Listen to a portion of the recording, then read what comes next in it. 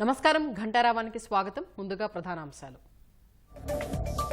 విశాఖలో మెట్రో రైలు ప్రాజెక్టు తొలి దశకు ప్రభుత్వ ఆమోదం. 46.23 కిలోమీటర్ల మేర 3 కారిడార్ల నిర్మాణం.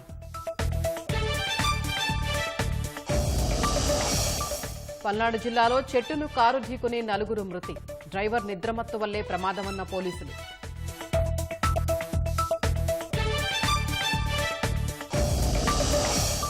చేపల చెరువుల లీజుల్లో వైసీపీ మాజీ ఎమ్మెల్యే అబ్బయ్య దందా. 5 కోట్లు బకాయిలు ఇవ్వాలంటూ కొల్లేరు ప్రాంత రైతుల ధర్నా.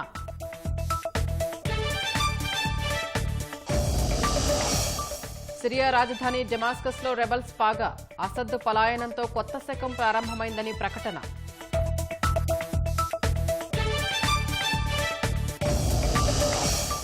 ఉక్రెయిన్కు 8,400 కోట్లు ప్రకటించిన అగ్రరాజ్యం. ట్రంప్ అధికారం చేపట్టక ముందే సాయం చేయాలని బైడెన్ యోచన.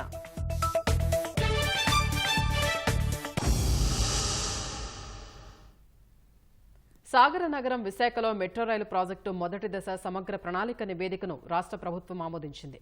మొత్తం 46.23 కిలోమీటర్ల మేర 3 కారిడార్లు నిర్మించాలని నిర్ణయించింది. విశాఖ స్టీల్ ప్లాంట్ నుంచి కొమ్మాది వరకు దాదాపు 34.4 కిలోమీటర్ల మేర మొదటి కారిడార్, గురుద్వార్ నుంచి ఓల్డ్ పోస్టాఫీస్ వరకు 5.08 కిలోమీటర్ల మేర రెండో కారిడార్, 6.75 కిలోమీటర్ల మేర తాటిచెట్లపాలెం నుంచి చిన్న వాల్తేరు వరకు మూడో కారిడార్ నిర్మించనున్నారు. తొలి దశకు 11,498 కోట్ల రూపాయల వ్యయమవుతుందని అధికారులు అంచనా వేస్తున్నారు. ఇక రెండో దశలో కొమ్మాది నుంచి భోగాపురం ఎయిర్పోర్టు వరకు 30.67 కిలోమీటర్ల మేర 4 కారిడార్గా నిర్మించాలని రాష్ట్ర ప్రభుత్వం భావిస్తోంది. విశాఖ మెట్రో ఇతర అభివృద్ధి పనుల మీద మరిన్ని వివరాలు మా విశాఖ ప్రతినిధి ఆదిత్య పవన్ అందిస్తారు. ఆసియాలోనే శరవేగంగా అభివృద్ధి చెందుతుంది విశాఖపట్నం సుమారుగా ఇటు అనకాపల్లి నుంచి తీసుకుని భోగాపురం వైపు చూసుకున్నట్టయితే 90 కిలోమీటర్ల పైనే ఉన్నటువంటి ఈ మొత్తం నగరం అంతా కూడా రోజు రోజుకి ట్రాఫిక్ పెరుగుతోంది. దీన్ని దృష్టిలో పెట్టుకున్నటువంటి కూటమి ప్రభుత్వం ముఖ్యంగా విశాఖ వాసులకు భవిష్యత్తులో విశాఖ అవసరాలు తీర్చడానికి తగినట్టుగా మెట్రో నిర్మాణం చేపడుతున్నారు.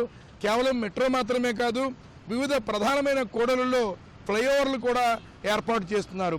ముఖ్యంగా ప్రస్తుతం మనం ఉన్నది ఇది హనుమంతవాక కూడలి. ఇది చాలా కీలకమైనటువంటి కూడలి. ఒకవైపున విశాలాక్షి నగర్, ఇది బీచ్కి వెళ్ళేటువంటి మార్గం. మరోవైపు ఇది జాతీయ రహదారి, విజయవాడ నుంచి శ్రీకాకుళం వెళ్ళేటువంటి జాతీయ రహదారి 5గా, జాతీయ రహదారి 16గా కూడా ఈ రహదారి ఉంది. ఈ కూడలిలో గంటకి 5,000 వాహనాలు వెళ్ళే పరిస్థితి. అందుకే ఈ ప్రాంతం మీద నుంచి కూడా ఒక ఫ్లైఓవర్తో పాటు మెట్రో కూడా ఈ మార్గంలోనే వెళ్తుంది. ఇప్పుడు మనం ఉన్నది ఇది మద్దిలపాలెం కూడలి, చాలా కీలకమైన కూడలి. జాతీయ రహదారిని అలాగే నగరాన్ని ఈ రెండు అనుసంధానం చేసేటువంటి ప్రధానమైన కూడలి ఇది. ఇటు శ్రీకాకుళం నుంచి జాతీయ రహదారి మీదుగా విశాఖపట్నం వెళ్ళేటువంటి మార్గం ఇది.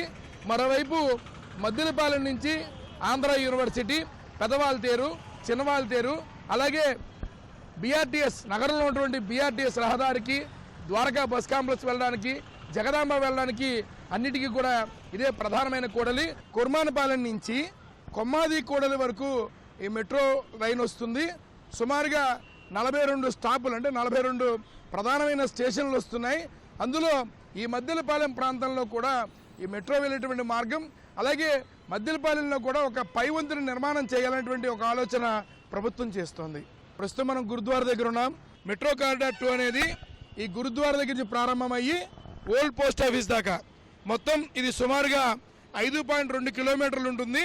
ఈ 5.2 కిలోమీటర్లలో మొత్తం 6 స్టేషన్లు వస్తాయి. 6 స్టేషన్ల నిర్మాణానికి కారిడార్ 2 ఈ గురుద్వార కూడల నుంచి ఓల్డ్ పోస్ట్ ఆఫీస్ వరకు నిర్మాణం చేపట్టడానికి అన్ని రకాలైనటువంటి ప్రణాళికను సిద్ధం చేశారు. ప్రస్తుతం మనం తాడిచెట్లపాలెం కూడల్లో ఉన్నాం. చాలా రద్దీగా ఉండే ప్రాంతం. అందుకే ఈ ప్రాంతంలో కూడా కారిడార్కి ప్రధానమైన కూడలిగా దీన్ని నిర్ణయించుకోవడం జరిగింది.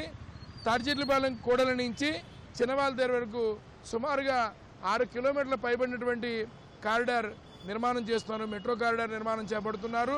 సుమారుగా 7 స్టేషన్లు ఈ పరిధిలో వచ్చేటట్టుగా ప్రణాళిక సిద్ధం చేశారు. ముందు ట్రాఫిక్, ఇప్పుడు ట్రాఫిక్ చాలా పెరిగిందండి. ఇంతకుముందు ట్రాఫిక్ చాలా తక్కువ, ఇప్పుడు ట్రాఫిక్ ఎక్కువైంది, బళ్ళు ఎక్కువైపోయి ప్రతి సెంటర్ కూడా ప్రాబ్లం.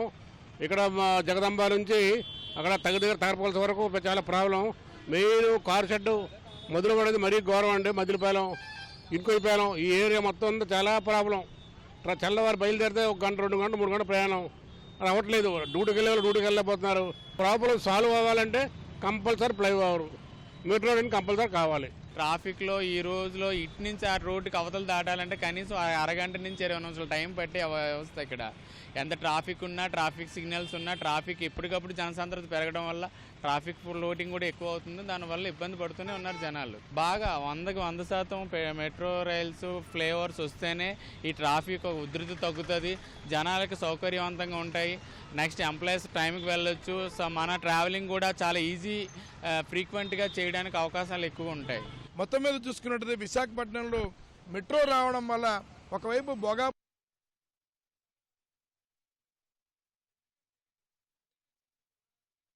జాతీయ రహదారి నుంచి నగరంలోని ద్వారకా నగర్ కావచ్చు, లేదు విఐపి రోడ్ కావచ్చు, సిరిపురం వెళ్ళాలన్నా ఈ మార్గం ద్వారా జాతీయ రహదారి నుంచి లోపలికి వెళ్ళవచ్చు. ఈ ప్రధానమైనటువంటి తాటిచెట్లపాలెం రహదారికి ఇటు విఐపి రోడ్ నుంచి ఉన్నటువంటి ఫ్లైఓవర్ అనుసంధానమై ఉంటుంది. కాబట్టి సిరిపురం మీద నుంచి వచ్చేటువంటి ఆ రద్దీ, ఆ ట్రాఫిక్ కూడా ఇక్కడ అనుసంధానమై ఉంటుంది. మరోవైపు రైల్వే స్టేషన్ దగ్గరలో ఉండడం, అలాగే ఇటువైపు నుంచి ఊర్వశి కూడల నుంచి కానీ, ఎన్ఏడి కూడల నుంచి కానీ, గాజువాక వైపు నుంచి వచ్చేటువంటి వాహనాలు ఇక్కడి నుంచి బస్ కాంప్లెక్స్ వైపు, ఆర్టీసీ రైల్వే స్టేషన్ వైపు వెళ్ళడానికి. రెవెన్యూ సదస్సుల ద్వారా ఒక్క రోజులోనే 12,000 ఫిర్యాదులు రావటం వైసీపీ భూ అక్రమాలకు నిదర్శనమని ముఖ్యమంత్రి చంద్రబాబు అన్నారు. ఈ అక్రమాలన్నింటినీ సరిచేసి రైతులకు న్యాయం చేస్తామని హామీ ఇచ్చారు. గత 5 ఏళ్లలో విద్యుత్ రంగాన్ని సంక్షోభంలోకి నెట్టేశారని, అడ్డగోలుగా ఛార్జీలు పెంచారని గుర్తు చేశారు. విద్యుత్ వ్యవస్థను ప్రక్షాళన చేసి ప్రజలపై భారం పడకుండా చర్యలు తీసుకుంటామని చెప్పారు. విజయవాడ పోరింకలో జరిగిన ఊర్జావీరు ప్రారంభోత్సవంలో చంద్రబాబు పాల్గొన్నారు.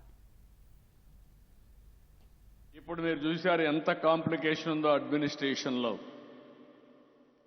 పాత గవర్నమెంట్ చేసిన తప్పులన్నీ కరెక్ట్ చేయడానికి ఈరోజు నేను రెవెన్యూ సదస్సులు పెట్టే పరిస్థితికి వచ్చాం.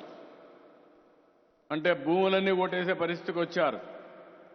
దొంగలు కానీ టెక్నాలజీ చేతికొస్తే ఏం చేస్తారో అది ఒక ఉదాహరణ. మీకు అందరికీ భూ కబ్జాలు పెద్ద ఎత్తున జరిగాయి.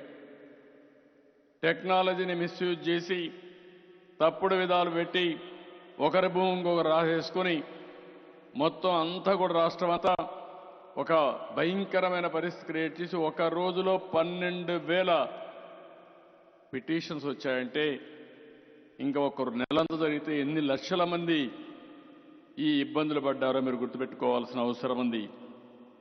నేను ఎప్పుడు కూడా ఇంకొక పక్కన చూస్తే గడిచిన 5 సంవత్సరాల్లో పవర్ సెక్టర్ అంతా కూడా దెబ్బతినే పరిస్థితికి వచ్చింది. పీపీఏలు రద్దు చేశారు. కరెంటు వాడకుండా వాళ్ళకు డబ్బులు కట్టే పరిస్థితికి వచ్చారు.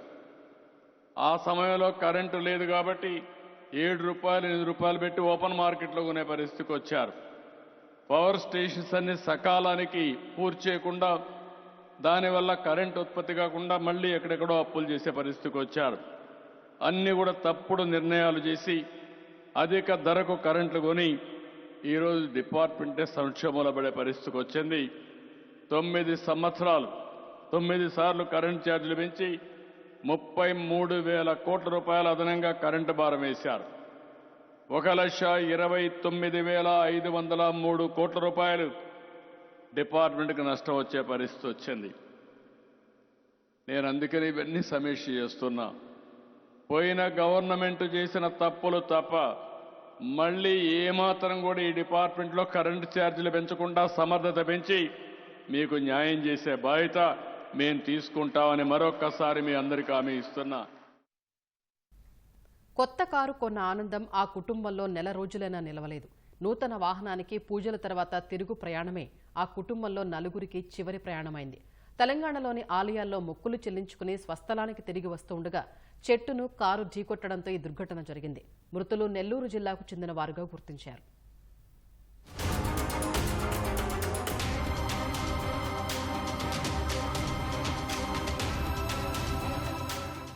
పల్నాడు జిల్లాలో తెల్లవారుజామున జరిగిన రోడ్డు ప్రమాదంలో 4 వ్యక్తులు అక్కడికక్కడే మృతి చెందారు. పిడుగురాళ్ల మండలం బ్రాహ్మణపల్లి సమీపంలో అద్దంకి నార్కెట్పల్లి రహదారిపై ఈ దుర్ఘటన చోటు చేసుకుంది. ప్రమాద సమయంలో కారులో మొత్తం 8 మంది ఉన్నారు. తుళ్లూరు సురేష్, వనిత, యోగులు, వెంకటేశ్వర్లు ఘటనా స్థలిలోనే ప్రాణాలు విడిచారు. ఉప్పాళ్ల ప్రణయ్, ఆదిలక్ష్మి, శ్రీనివాసరావు, కౌశల్యకు గాయాలయ్యాయి. క్షతగాత్రులను పిడుగురాళ్లలోని ఆసుపత్రికి తరలించి చికిత్స అందిస్తున్నారు. కొత్త కారుకు పూజలు చేయించేందుకు తెలంగాణలోని కొండగట్టు ఆంజనేయ స్వామి ఆలయానికి వీరంతా వెళ్లారు. పూజలు, స్వామి దర్శనం అనంతరం స్వగ్రామానికి తిరుగు ప్రయాణం కాగా తెల్లవారుజామున ప్రమాదం జరిగింది.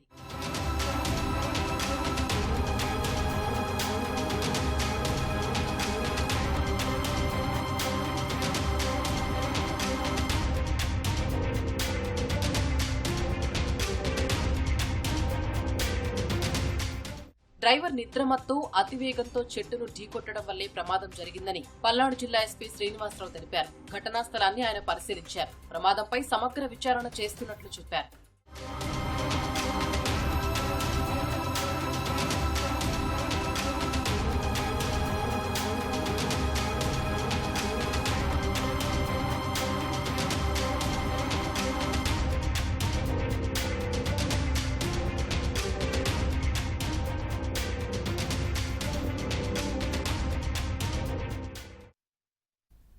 తెలంగాణ భద్రాద్రి కొత్తగూడెం జిల్లా అశ్వారావుపేటలో రోడ్డు ప్రమాదం చోటు చేసుకుంది. ద్విచక్ర వాహనాన్ని లారీ ఢీకొట్టడంతో ఇద్దరు అక్కడికక్కడే దుర్మరణం చెందగా మరొకరి పరిస్థితి విషమంగా ఉంది. ఏలూరు జిల్లా అంకంపాల్యానికి చెందిన వీరభత్తుల మనోజ్, మొగిలి వీరభద్రయ్యతో పాటు స్థానికంగా ఉండే ఉపాధ్యాయుడు వెంకటేశ్వరరావుతో కలిసి పామాయిల్ తోటకు పురుగుమందు పిచ్చికారీ చేసేందుకు బైక్పై వెళుతున్నారు. సత్తుపల్లి నుంచి వేగంగా వెళుతున్న లారీ వెనక నుంచి వచ్చి బైక్ను ఢీకొట్టింది. ఈ ప్రమాదంలో వెంకటేశ్వరరావు, పేరాబత్తుల మనోజ్ అక్కడికక్కడే మృతి చెందగా మొగిలి వీరభద్రయ్యకు తీవ్ర గాయాలయ్యాయి. క్షతగాత్రుడికి మెరుగైన వైద్యం కోసం ఏలూరు జిల్లా జంగారెడ్డిగూడెం ఆసుపత్రికి తరలించారు. ప్రమాదానికి కారణమైన లారీ డ్రైవర్ను పోలీసులు అదుపులోకి తీసుకుని కేసు నమోదు చేసి దర్యాప్తు చేస్తున్నారు. పల్నాడు జిల్లా సత్తెనపల్లిలో రామకోటమ్మ అనే మహిళ దారుణ హత్యకు గురైంది. కొంతకాలంగా వెంకట్రావు అనే యువకుడితో రామకోటమ్మ సహజీవనం చేస్తోంది.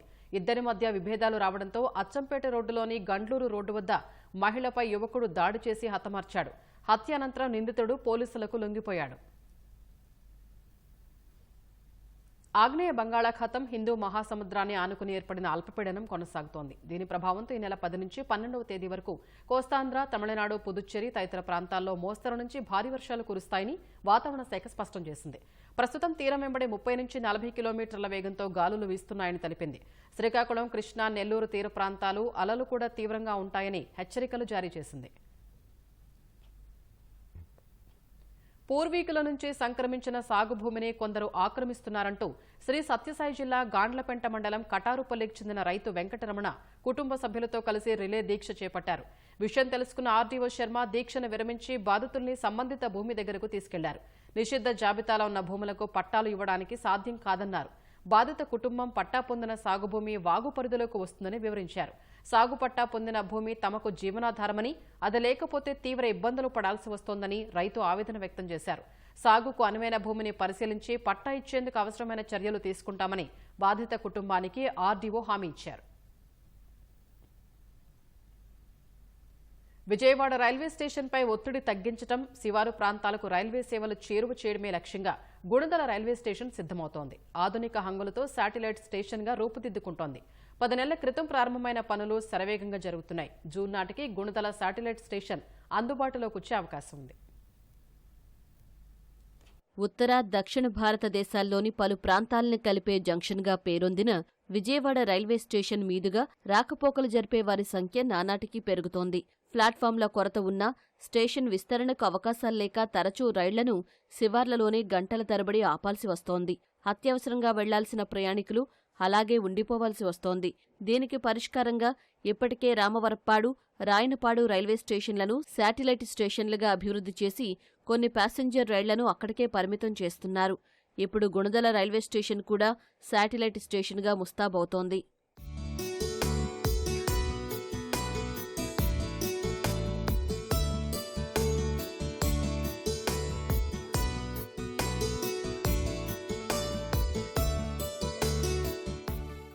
ఫిబ్రవరి 26న 35 కోట్ల రూపాయల అంచనాలతో ప్రారంభించిన పనులు చకచకా జరుగుతున్నాయి. ప్రస్తుతం ఉన్న ప్లాట్ఫామ్ను విస్తరించారు. ఫుట్ ఓవర్ బ్రిడ్జిలు, ఎస్కలేటర్లు, లిఫ్ట్ల నిర్మాణం కొనసాగుతోంది. గూడ్స్, ప్యాసింజర్ రైళ్లను ఆపి ఉంచేందుకు వీలుగా స్టేషన్లో అదనంగా పిట్ లైన్లు నిర్మించనున్నారు. విద్యుత్ అవసరాలు తీరేలా స్టేషన్ పైభాగంలో సోలార్ ప్యానెళ్లు అమరుస్తున్నారు. దీనివల్ల ఏంటంటే ఇప్పుడు విజయవాడ స్టేషన్ మీద లోడ్ తగ్గుతుంది. ట్రైన్స్ అన్నీ ఈ గుణదల మించి డైవర్ట్ చేసి విజయవాడ టచ్ అవ్వకన్నా చేయడానికి ప్రయత్నిస్తున్నాం. ఈ స్టేషన్స్ మెయిన్ ఉద్దేశం ఏంటంటే ఇంటర్నేషనల్ స్టాండర్డ్స్లో ఉంటాయన్నమాట. 60 ఇయర్స్కి కావాల్సిన ప్లానింగ్ తోటి చేస్తున్నాం ఇదంతా. ఈ పార్కింగ్ ఏరియా కూడా ఉంటాయి, పెద్ద పెద్ద అప్రోచ్ రోడ్లు ఉంటాయి, ఎలక్ట్రిక్ వెహికల్స్ కావాల్సిన ఛార్జింగ్ పాయింట్లు ఉంటాయి, ఆల్ ఎలక్ట్రానిక్ సైనేజ్ బోర్డ్స్ ఉంటాయి. ఫిజికల్లీ ఛాలెంజ్డ్ పీపుల్ ఫ్రెండ్లీగా ఇప్పుడు వాళ్ళు దేని గురించి ర్యాంప్స్ ఉంటాయి, ఎస్కలేటర్స్ ఉంటాయి, లిఫ్ట్స్ ఉంటాయి. ఇంతకన్నా అన్నిటికన్నా ముఖ్యమైనది ఏంటంటే ఇక్కడ ఎయిర్ కాంకోర్స్ 12 మీటర్ ఎయిర్ కాంకోర్స్ ఉంటుంది. ఈ ఎయిర్ కాంకోర్స్లో ఏంటంటే రిఫ్రెష్మెంట్ హాల్స్ ఉంటాయి, ఏటీఎం సెంటర్లు ఉంటాయి, ప్లస్ గేమ్స్ ఆడుకోవచ్చు. మన ట్రైన్స్ వచ్చినంత వరకు ఉండవచ్చు. మనకి ఎయిర్పోర్ట్ టైప్ ఫీలింగ్ ఉంటుంది. గుణదల రైల్వే స్టేషన్లో ప్రస్తుతం ఒక్క ప్యాసింజర్ రైలు కూడా ఆగదు. కేవలం కొన్ని గూడ్స్ రైళ్లు నిలపడం, సిబ్బంది విధుల మార్పు, నిర్వహణ కోసమే వినియోగిస్తున్నారు. గుణదల స్టేషన్ శాటిలైట్ స్టేషన్గా మారితే Ramavarappadu ring, Eluru road, Bandar road, Benz సర్కిల్కు వేగంగా చేరుకోవచ్చు. మనకు దగ్గరలో గుణదల చర్చ్ ఉంది కాబట్టి దాన్ని లోకల్ ఆర్ట్ కల్చర్ని ప్రతిబింబించే విధంగా ఈ యొక్క స్టేషన్ ఫెసాడ్ని మనం డెవలప్ చేస్తున్నాం. రైల్వే అవసరాల కోసం మాత్రమే ఇక్కడ జరుగుతుంది. కమర్షియల్ యాక్టివిటీ ఏం లేదు. అంటే టికెట్లు ఇవ్వడము, ప్యాసింజర్ మూవ్మెంట్ అట్లా లేదు. కానీ ఫ్యూచర్లో ఇప్పుడు ఈ చుట్టుపక్కల ప్రాంతాలన్నీ కూడా బాగా అభివృద్ధి చెందినాయి కాబట్టి కానూరు, పెనమలూరు, ఈ మొత్తం ఈ వైపు ముస్తాబాదా కానీ లేకపోతే అజిత్ సింగ్ నగరు అంతా కూడా ఇంతవరకు ఈ వాల్మీకి నగరు అవన్నీ ఇక్కడ వరకు వ్యాపించినాయి కాబట్టి నున్న ఆ ప్రాంతాల నుంచి అందరికి కూడా ఇక్కడ ఈ స్టేషన్కి వచ్చేదానికి వెసులుబాటు ఉంది కాబట్టి ఈ స్టేషన్ని సెటిలైట్ స్టేషన్గా అభివృద్ధి చేసేదానికి రైల్వే వాళ్ళు నిర్ణయించినారు. కలకత్తా నుంచి ఈ వైపు సికింద్రాబాద్ పోయే బళ్ళు కానీ, మద్రాసు వైపు పోయే బళ్ళు కానీ మొత్తం అంతా కూడా ఈ స్టేషన్ గుండా ప్రయాణిస్తాయి కాబట్టి వాటన్నిటికీ ఇక్కడ స్టాప్ అనేది ఏర్పాటు చేస్తే 50% ఆఫ్ విజయవాడ డీట్రైనింగ్ పీపుల్ అంతా ఇక్కడే దిగేదానికి అవకాశం ఉంటుంది. గుణదల రైల్వే స్టేషన్ సమీపంలోనే విజయవాడ వెస్ట్ బైపాస్ కూడా నిర్మించారు. ఫలితంగా ఈ స్టేషన్ నుంచి రోడ్డు మార్గంలో విజయవాడ, విశాఖ వైపునున్న సమీప గ్రామాలకు రాకపోకలు సాగించేందుకు మరింత అనువుగా మారనుంది. నిర్మాణాలను వేగంగా పూర్తి చేసి ఏడాదిన్నర కాలంలోనే ప్రయాణికులకు ఈ గుణదల శాటిలైట్ రైల్వే స్టేషన్ను అందుబాటులోకి తెచ్చేందుకు రైల్వే శాఖ చర్యలు తీసుకుంటుంది. కెమెరామెన్ బి నాగరాజ్తో కలిసి వెంకటరమణ, ఈటీవీ న్యూస్, విజయవాడ. ఇచ్చింది తీసుకోండి, చెప్పింది వినండి, కాదు కూడదంటే కేసుల్లో ఇరికిస్తాం, లేదంటే చెరువులు పేల్చేస్తాం. ఇది వైసీపీ హయాంలో దెందులూరు మాజీ ఎమ్మెల్యే అబ్బయ్య చౌదరి అరాచకం. చేపల చెరువుల లీజుల దందాలో అబ్బయ్య చౌదరి వల్ల నష్టపోయామంటూ ఏలూరు జిల్లా లంక గ్రామాల రైతులు ఇప్పుడిప్పుడే బయటకు వస్తున్నారు.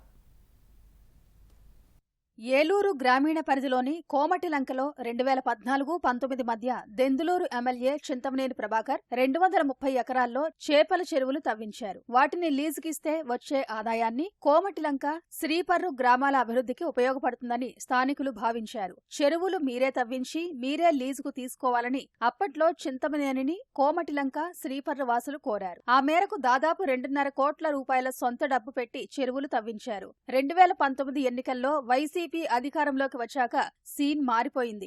చింతమనేని గారు గెలిచినాక ఏం చేసామంటే అప్పుడు ఎలక్షన్లో ఏమంటే మా చెరువులన్నీ ఖాళీగా ఉంటున్నాయి, ఏమన్నా చూసి తవ్వించండి, చెరువుల కింద ₹1 వస్తుంది. ఆయన తవ్వించాడండి మొత్తం ఈ చెరువులన్నీ. ఆయన తవ్వించాడు, లీజుకి ఇద్దామనుకున్న తర్వాత ఈలాగా ఎలక్షన్ వచ్చింది. ఎలక్షన్ వచ్చిన తర్వాత అబ్బాయి చౌదరి గారు గెలిచినాక ఏం చేశాడంటే ఆయన లీజుకి తీసుకుంటామని అలా మనుషులు వచ్చారండి. ఇది కొల్లెట్టు భూమి మీదే కాదు, ఇది గవర్నమెంట్ భూమి, మేము ఇచ్చుకుంటాము, మీకు ఎంతకంత ఇస్తామో మేము లీజుకి ఇచ్చుకుంటామని అని అన్నారండి. చింతమనేని గారు ₹1 ఖర్చు పెట్టి తగిన మాట వాస్తవమే. మరి ఆ డబ్బులు ఇవ్వాలి కదండి.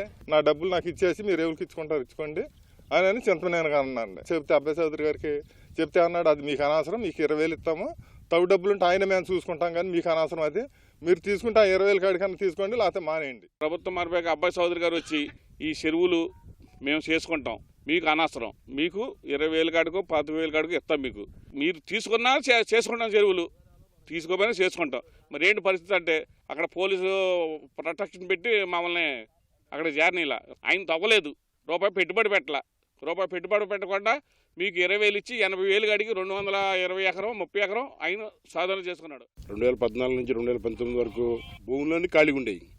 అట్లాంటి గ్రామస్తుల కోరిక మేరకు అక్కడ సుమారుగా 230 ఎకరాలు డబ్బులు పెట్టి తవ్వించాడు ఆయన. తవ్వించి 2018లో ఆఖరికి లాస్ట్లో లీజుకి ఇచ్చే టయానికి గవర్నమెంట్ మారింది. ఇదిగో అబ్బాయి చౌదరి జోబులు వేసుకున్న డబ్బులన్నీ మొత్తం కట్టే వరకు ఈ ఆందోళన మేము కొనసాగిస్తాం. 2019లో చింతమనేనిపై గెలిచిన అబ్బయ్య చౌదరి ఆ చెరువుల్ని తన ఆధీనంలోకి తీసుకున్నారు. లీజు కింద ఎకరాకు 20,000 ఇస్తానని ఇంకో మాట మాట్లాడొద్దంటూ బెదిరించారు. కానీ అబ్బయ్య చౌదరి భీమవరానికి చెందిన ఆక్వా వ్యాపారులకు ఎకరం 80,000 చొప్పున సబ్ లీజుకి ఇచ్చారని రైతులు చెప్తున్నారు. గత 5 ఏళ్లలో తాము నష్టపోయిన డబ్బును ఇచ్చేయాలంటూ బాధిత రైతులు కొండలరావు పాలెంలోని అబ్బయ్య చౌదరి ఇంటికెళ్లారు. అక్కడ ఆయన అందుబాటులో లేకపోవడంతో కొన్ని రోజులుగా అబ్బయ్య చౌదరి ఇంటి ముందు ఆందోళన చేస్తున్నారు. మేము ఈ 5 సంవత్సరాలు కూడా మీరు చేసుకున్నారు, మాకేమో రూపాయి ఇచ్చారు, మీరు 10 రూపాయలు తిన్నారు కాబట్టి అలా కాకుండాను మొత్తం మా సొమ్ములు మాకు అప్పచెప్పండి. ఒక సంవత్సరానికి వచ్చేటప్పటికి 1,10,00,000 దాకా ఆదాయం మీరు తీసుకున్నారు. ఆ వచ్చింది ఈ 5 సంవత్సరాల తరపున 5 కోట్ల చిల్లర 6 కోట్ల దాకా మీ దగ్గర ఉంది కాబట్టి మీరు ఆ సొమ్ములు ఇస్తే మేము ఆయనకి పట్టుకెళ్ళి ఆయనకి ఇవ్వాల్సింది ఇచ్చి మా చెరువులు మేము సాగు చేసుకుందాం అనే ఉద్దేశంతో ఆయన ఇంటికి వెళ్ళటం జరిగింది. తవ్వింది ఎవరైనా సరే ఈ అసైన్మెంట్ గవర్నమెంట్ ల్యాండ్ కాబట్టి ఇది ఆ పెట్టుబడి ఎవరు పెట్టిన ఉంటే వాళ్ళ మేము చూసుకుంటాం తప్ప ఏమైనా సరే మీకు లీజుకి ఇవ్వాల్సిందే అని చెప్పేసి అంటే, లేదంటే నేను మీకు చెరువులు ధ్వంసం చేసేస్తాను మీకు రూపాయి రానివ్వనని చెప్పేసి అయితే అలా భయభ్రాంతులకు గురయ్యి ఏదో వచ్చింది ఏదో రూపాయి అని చెప్పేసి ఆ 20,000 కాడికి మాకు ఇచ్చి ఆయన వేరే వాళ్ళకి భీమవరం రాజులకి 80,000 రూపాయలు చెప్పిన లీజుకి ఇచ్చి 60,000 ఎకరం కాడికి ఆయన లాభం తీసుకుని 200 ఎకరాలు అంటే 200 ఎకరాలు ఇంటూ 60 1,20,00,000 కాడికి సంవత్సరానికి 5 సంవత్సరాల మీద 5,50,00,000 రూపాయలు మా గ్రామాన్ని సొమ్ము మాకు లేబర్కి చెందాల్సిన సొమ్ము లూటీ చేశాడు సార్. గత 5 ఏళ్లలో అధికారాన్ని అడ్డుపెట్టుకుని బెదిరింపులకు పాల్పడిన అబ్బయ్య చౌదరి ఇప్పుడు కూటమి ప్రభుత్వం అధికారంలోకి వచ్చాక మొహం చాటేస్తున్నారని రైతులు మండిపడ్డారు. ఇండియా కూటమికి నాయకత్వం వహించడంపై మమతా బెనర్జీకి భాగస్వామ్య పక్షాల నుంచి మద్దతు పెరుగుతోంది. ఇప్పటికే సమాజ్వాదీ పార్టీ, ఠాక్రే, శివసేనలు మమతాకు మద్దతు ప్రకటించాయి. మమతాకు ఖచ్చితంగా కూటమికి నాయకత్వం వహించే సామర్థ్యం ఉందని తాజాగా ఎన్సీపీ అధినేత శరద్ పవార్ వ్యాఖ్యానించడం ప్రాధాన్యత సంతరించుకుంది. మమతా దేశంలో ప్రముఖ నాయకురాలన్న పవార్ టీఎంసీ ఎంపీలు బాధ్యత, కర్తవ్య దీక్ష గలవారు కాబట్టి దీదీకి అలా చెప్పే హక్కుందన్నారు. విపక్ష కూటమికి మమత మరింత బాధ్యత తీసుకుంటే సంతోషిస్తానని ఎన్సీపీ ఎంపీ సుప్రియా సూలే చెప్పారు. హర్యానా, మహారాష్ట్ర ఎన్నికల తర్వాత ఇండీ కూటమికి కాంగ్రెస్ సారథ్యంపై విమర్శలు వస్తున్న వేళ తాను ఆ బాధ్యతలు స్వీకరించేందుకు సిద్ధంగా ఉన్నానని మమత ప్రకటించారు. మమతా పార్టీ బంగాల్కే పరిమితమని, జాతీయ నేతగా ఆమెకు సామర్థ్యం లేదని కాంగ్రెస్ నేతలు విమర్శించారు. భాగస్వామ్య పక్షాలనే సమాజ్వాదీ, ఠాక్రే, శివసేన దీదీకి మద్దతిచ్చాయి. కాంగ్రెస్ ఆత్మ పరిశీలన చేసుకోవాలని ఆర్జేడీ, సిపిఐ సూచించాయి. కూటమి అంతర్గత పోరును బీజేపీ అనుకూలంగా మార్చుకుంటోంది. మోదీ ఓటమి, అధికార దాహం, అవినీతి వంశాల రక్షణ తప్ప మరే ఉమ్మడి అజెండా లేని గ్రూపుగా ఇండియా కూటమిని అభివర్ణించింది. ఎన్నికల సమయంలోనే ఐకమత్యం ప్రదర్శించి తర్వాత విడిపోయే అవకాశవాదులు ఇండియా కూటమి నేతలని ఎద్దేవా చేసింది. జమ్మూ కాశ్మీర్ ఉదంపూర్ జిల్లాలో 2 పోలీసులు అనుమానాస్పదంగా మృతి చెందారు. పోలీసు వాహనంలో చనిపోయిన 2 శరీరాలపై బుల్లెట్ గాయాలున్నాయి. ఉదయం కాళీమాత ఆలయ సమీపంలో వాహనంలో చనిపోయి ఉన్న పోలీసుల్ని స్థానికులు గుర్తించి అధికారులకు సమాచారం ఇచ్చారు.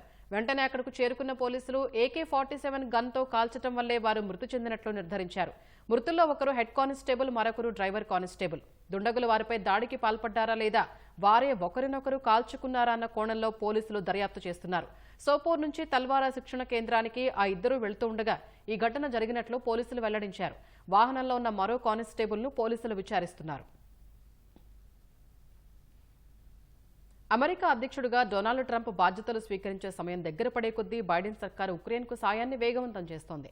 తాజాగా ఉక్రెయిన్కు దీర్ఘకాలంలో దాదాపు $1 బిలియన్ అంటే 8,400 కోట్ల సాయం చేస్తామని అమెరికా రక్షణ మంత్రి లాయిడ్ ఆస్టిన్ ప్రకటించారు. ఈ ప్యాకేజీలో డ్రోన్లు, హిమార్స్ రాకెట్ వ్యవస్థ, మందుగుండు సామాగ్రి వంటివి ఉన్నాయి. ప్రస్తుతం ఉక్రెయిన్ యుద్ధం ఉన్న దశను బట్టి వీటి అవసరం చాలా ఉంది. భవిష్యత్తులో యుద్ధాన్ని దృష్టిలో పెట్టుకుని ఆయుధాల్ని అందజేస్తున్నామని అమెరికా వర్గాలు తెలిపాయి. $725 మిలియన్ ప్యాకేజీని ఇటీవలే ప్రకటించారు. అమెరికా నుంచి కీవ్కు 2022 నుంచి ఇప్పటి వరకు $62 బిలియన్ సాయం అందించారు. త్వరలోనే ఉక్రెయిన్ బాధ్యత కొత్త ప్రభుత్వం చేతికి వెళుతుందని, వారే ఈ యుద్ధం ఏ మార్గంలో వెళ్లాలో నిర్ణయిస్తారని అమెరికా రక్షణ మంత్రి లాయిడ్ ఆస్టిన్ తెలిపారు. తాము కొన్నేళ్లుగా వేసిన బలమైన పునాదిపై వారు ముందుకెళ్తారని ఆశిస్తున్నట్లు పేర్కొన్నారు.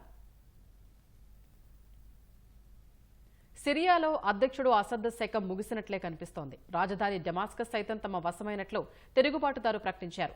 ఇవాళ తెల్లవారుజామున అసద్ దేశాన్ని విడిచి పారిపోయారు. మరోవైపు ఆయన ప్రయాణిస్తున్న విమానాన్ని రెబల్స్ కూల్చివేశారన్న ప్రచారం ఊపందుకుంది. అయితే అటు రెబల్స్ కానీ ఇటు ప్రభుత్వం కానీ ఆ అంశాన్ని ఇంకా నిర్ధారించలేదు. అసద్ పలాయనంతో సిరియాలో కొత్త అధ్యాయం ప్రారంభమైందని రెబల్స్ చెబుతున్నారు. తిరుగుబాటుదారుల దాడుల వేళ సిరియా అధ్యక్షుడు బషర్ అల్ అసద్ దేశాన్ని విడిచి పారిపోయినట్లు తెలిసింది. అసద్ ఓ రహస్య ప్రాంతానికి వెళ్లిపోయినట్లు ఆ దేశ మీడియా తెలిపింది. రెబల్స్ రాజధాని డెమాస్కస్ లోకి ప్రవేశించడంతో అసద్ ఇవాళ తెల్లవారుజామున విమానం ఎక్కి ఎటో వెళ్లిపోయారని సిరియా మానవ హక్కుల పర్యవేక్షణ సంస్థ తెలిపింది. డెమాస్కస్ లో భద్రతా బలగాలకు తిరుగుబాటుదారులకు మధ్య పెద్ద ఎత్తున కాల్పులు జరిగాయి. 2018 తర్వాత హెచ్టీఎస్ మిలిటెంట్ సంస్థ నేతృత్వంలోని రెబల్స్ డెమాస్కస్ కు చేరుకోవడం ఇదే తొలిసారి. 2011లో సిరియాలో అంతర్యుద్ధం ప్రారంభమైంది. ఆ సివిల్ వార్ను రష్యా, ఇరాన్ వైమానిక దళాలు, హెజ్బొల్లా ఫైటర్ల సాయంతో అసద్ విజయవంతంగా అణిచివేశారు. 2016లో రెబల్స్ అలెప్పోను విడిచిపెట్టాల్సి వచ్చింది. ప్రస్తుతం రష్యా ఉక్రెయిన్తో యుద్ధంలో తలమునకలైంది. ఇటు ఇజ్రాయెల్తో యుద్ధంలో హెజ్బొల్లా బలహీనపడింది. ఇదే అదనుగా భావించిన తిరుగుబాటుదారులు తిరిగి అసద్కు వ్యతిరేకంగా యుద్ధం ప్రకటించారు. డెమాస్కస్ లో ప్రవేశించడానికి ముందు రెబల్స్ రాజధానికి ఉత్తరాన ఉన్న సైద్నాయా సైనిక జైల్లోకి చొచ్చుకెళ్లారు. జైలులోని ఖైదీల్ని విడుదల చేశారు. గత రాత్రి ఆ ప్రాంతం నుంచి ప్రభుత్వ బలగాలు పారిపోయాయి. అటు సిరియా 3వ అతిపెద్ద నగరమైన హోమ్స్ లో కూడా రెబల్స్ పాగా వేశారు. నగరం డెమాస్కస్ కు తీర ప్రాంత ప్రావిన్సులైన లటాకియా, టార్టస్ల మధ్య కూడెల్లా ఉంది. గత బుధవారం ముందుగా సిరియా అతిపెద్ద నగరమైన అలెప్పోను రెబల్స్ ఆక్రమించారు. ఆ తర్వాత వరుసగా ఇడ్లిబ్, 4వ అతిపెద్ద నగరం హమా, 3వ అతిపెద్ద నగరం హోమ్స్ లో జెండా పాతారు. తాజాగా రాజధాని సైతం రెబల్స్ వశమైంది. అధ్యక్షుడు పారిపోవడంతో డెమాస్కస్ లో తిరుగుబాటుదారులు సంబరాలు చేసుకుంటున్నారు.